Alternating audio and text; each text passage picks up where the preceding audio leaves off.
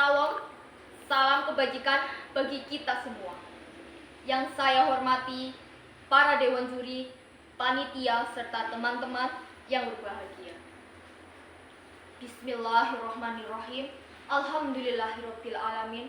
Wassalatu wassalamu ala asyrofil anbiya'i wal mursalin wa ala alihi wa sahbihi ajmain. Amma ba'd.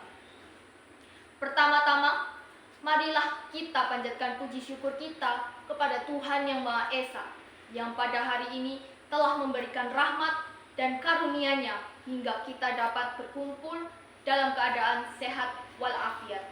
Amin. Salam hangat saya ucapkan kepada generasi penerus bangsa. Hari ini, marilah kita resapi pentingnya peran kita dalam menjaga bahasa kita tercinta.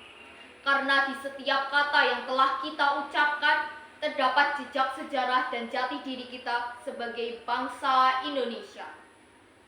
Saya Maura akan menyampaikan pidato tentang peran generasi muda dalam pelestarian bahasa Indonesia. Kita sedang mengalami krisis. Lihat, dengarkan, dan amati sekeliling kita. Bahasa Indonesia tercampur dengan bahasa asing. Kita tidak dapat menghentikannya, tapi setidaknya kita dapat berupaya untuk terus melestarikan bahasa Indonesia, bahasa pemersatu bangsa. Bahkan masih sering kita jumpai bagaimana generasi muda masih enggan untuk belajar bahasa Indonesia. Mereka masih menganggap bahwa bahasa Indonesia adalah hal yang terlalu remeh untuk dipelajari, diterapkan, bahkan dilestarikan. Terlebih, adanya globalisasi yang membuat bahasa Indonesia hampir tidak diperhatikan dalam penulisan hingga pengujarannya. Apakah Anda tahu tentang aksa, atma, atau bahkan kata sedianya? Banyak dari generasi muda tidak tahu kata-kata tersebut. Hadirin sekalian, saya yakin generasi muda dapat melestarikannya, walaupun hanya sekedar menggunakan bahasa Indonesia dalam kehidupan sehari-hari. Sebagai contoh, kita mendengarkan dan membuat karya sastra bahasa Indonesia seperti puisi atau pidato yang saya lakukan ini. Bisa juga memperkenalkan bahasa tercinta kita ini ke penjuru dunia melalui platform online. Karena kita tahu bahwa pengguna media sosial yang paling tinggi terdapat pada remaja sebagai generasi muda dengan jumlah persentase 75,50% di Indonesia. Gunakanlah terus bahasa Indonesia. Dengan begitu, bahasa Indonesia akan jauh lebih dikenal oleh masyarakat yang lebih luas, baik dalam maupun luar negeri. Hadirin yang saya banggakan, bahasa Indonesia sendiri adalah bahasa identitas kita yang dimana negara kita memiliki banyak keberagaman bahasa, budaya, adat, dan lainnya.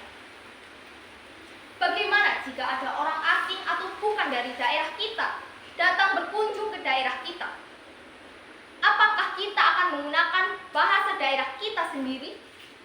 Mereka akan sulit mengerti.